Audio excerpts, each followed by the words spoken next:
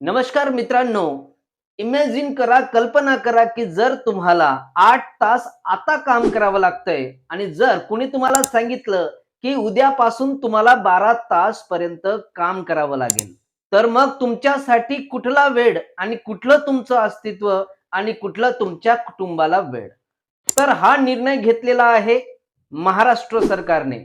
जे लोकं आज फॅक्टरीमध्ये 8-9 तास काम करतायत, त्यांच्यासाठी 12 तास पर्यंत काम करावं लागेल.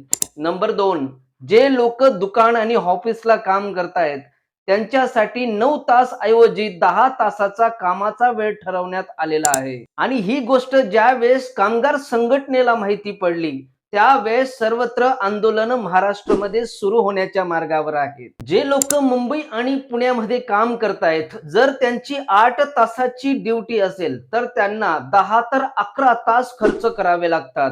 कारण की सकाळी उठल्यानंतर ऑफिस आणि त्यांच्या घराचं अंतर एवढं असतं की जवळपास अर्धा 1 तास त्यांना सहज लागतो. परंतु ज्या दिवशी तुमची 12 तासाची ड्युटी होते, समजून घ्या तुम्हाला 15 तर 16 तास स्पेंड करायचे आहेत. मग घरी लेट पोहोचल्यानंतर तुमच्या स्वतःसाठी वेळ आणि कुटुंबासाठी आणि मुलांसाठी तुम्ही काय वेळ देऊ शकणार? संपूर्ण जगातील मोठ्या मोठ्या संस्था काय म्हणतात आणि हा योग्य वेळ आहे किंवा नाही, याच्यावर आज आपण चर्चा करणार आहोत. मित्रांनो, जगातील मोठे मोठे एक्सपर्ट लोक आणि संस्था म्हणतात की 8 तास कामाचा वेळ म्हणजे स्वर्ण टाइम असतो, ज्याच्यामुळे तुमची हेल्थ आणि एव्हरीथिंग चांगली असते.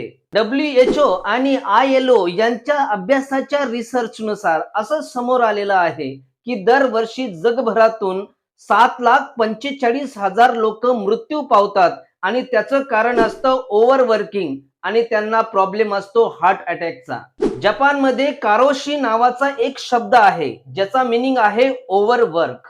2013 मध्ये एक यंग पत्रकार जिचा ओव्हरवर्किंग मुळे मृत्यू झाला होता, स्टडी मध्ये समोर आलं की तिने आठवड्यातून 159 तास काम केलं होतं आणि मृत्यूचं कारण होतं हार्ट अटॅक आणि ओव्हरवर्क, जिचं नाव होतं मिवा सिडो.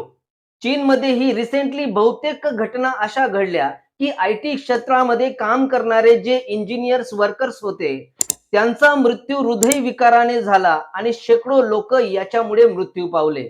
रिसेंटली एक अशी घटना मागच्या वर्षी भारतामध्ये सुद्धा घडली. दिल्लीची रहिवाशी असलेली ही मुलगी IT क्षेत्रामध्ये कामाला होती. कंपनीमध्ये एम्प्लॉईची कमतरता असल्यामुळे तिला जास्त वेळ काम करावं लागायचं आणि ती घरातील एकुलती एक मुलगी होती. हृदयाच्या झटक्यामुळे मृत्यू झाला होता.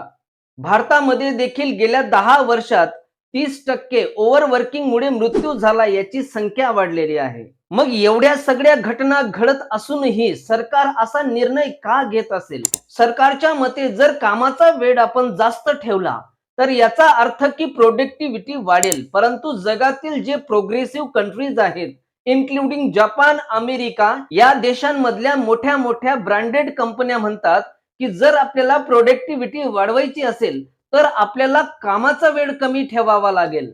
भारतामध्ये जरी कामाचा वेळ जास्त असला तरी वेतन आणि तेवढी सुरक्षा कामगारांना नाहीये. म्हणून विचार करा, एखादा व्यक्ती जर 12-14 तास पर्यंत एंगेज राहील आणि काम करेल तर त्याचं शरीर काय म्हणेल? असे अनेक देश आहेत आणि त्याच्यामध्ये अशा अनेक कंपन्या आहेत ज्यांनी कामाचा वेळ खूप कमी ठेवलेला आहे.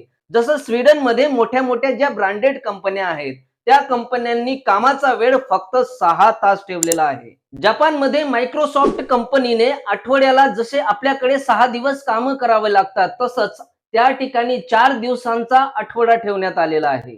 म्हणजे इव्हन 7 दिवसांमध्ये ते 3 दिवस सुट्ट्या घेतील. याचा अर्थ स्पष्ट आहे की जास्त काम म्हणजे जास्त प्रोडक्टिव्हिटी नव्हे, तर कमी काम आणि जास्त प्रोडक्टिव्हिटी हाच महत्वाचा पॉइंट आहे. कारण की ज्या दिवशी हेल्दी वर्कर्स असतील तर कामही हेल्दी होईल आणि प्रोडक्टिव्हिटी वाढेल. तर मित्रांनो, याच्यावर तुमचं काय मत आहे? सरकारने घेतलेला जो निर्णय आहे तो योग्य आहे की अयोग्य?